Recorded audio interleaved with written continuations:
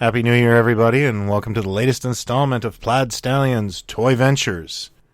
I figured we'd start the year off with a bang and unbox my latest discovery from the UK. This comes from the friends who have shipped me some very interesting things that have been featured on this show. This may be the most interesting thing I have received, and that's saying a lot. When I originally created this show, I never really set out to, do unboxings of stuff I've gotten in the mail. But this stuff is so fun and so bizarre and just so interesting that it sort of made its own opportunity for itself and took over. So without further ado, my latest arrival.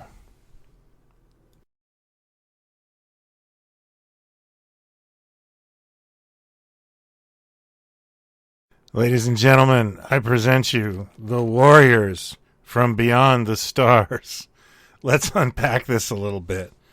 First of all, the key guy here, the villain, that's the Knight of Darkness, or at least a copy of the ideal Knight of Darkness. If you're not familiar with that, around 1977, Ideal Toys saw the vacuum of Star Wars-related merchandise and decided to create their own space toys to kind of fill that need while Kenner sold an empty box. Using some molds from different toy lines, including their vintage toy line that was called Star Team, they hobbled together a crew of heroes and villains, and even got Marvel Comics to produce a promotional book about it. The key villain in this piece was the Knight of Darkness, a Darth Vader-esque looking villain that was actually Captain Action in disguise.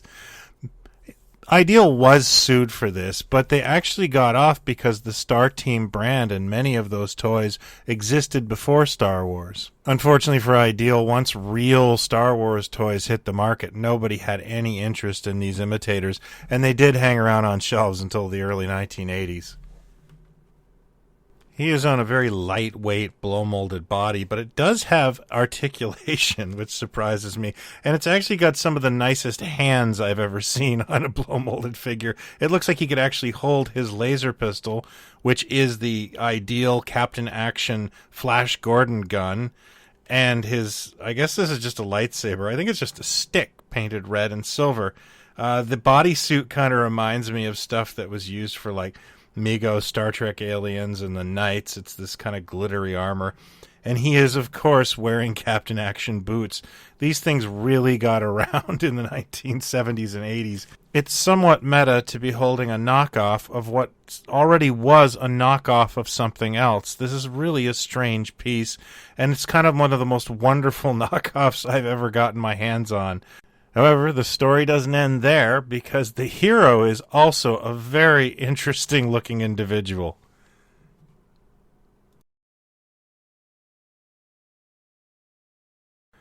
Let's just call this guy Bat Guy, for lack of a better word. His head appears to be a knockoff of the Zodiac Toys Tommy Gunn action figure that was sort of a competitor to G.I. Joe in the UK in the 60s. He is wearing a football helmet with two bat wings taped to his head. I guess that's to give him like a bat cowl. He is wearing a red jumpsuit with the bat logo. This is like the second time I've gotten a knockoff of Batman in a red suit. That seems to be pretty prevalent in the European community. Somebody did tell me that Batman in Italy wears a red suit, and that could be the cause of this. I'm not sure. Even though our hero is pictured on the card holding that lightsaber or that stick, he is outfitted with what looks like a revolver, like an old West gun that's, yellow, space gun now. And he's wearing cowboy boots, which is kind of strange and silly, and the cowboy boots are even on the card. He's got, of course, the bat cape. And oddly enough, he has a different body than the Knight of Darkness did. He's kind of skinnier.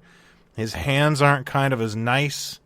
This is a real mess and a mishmash of characters here.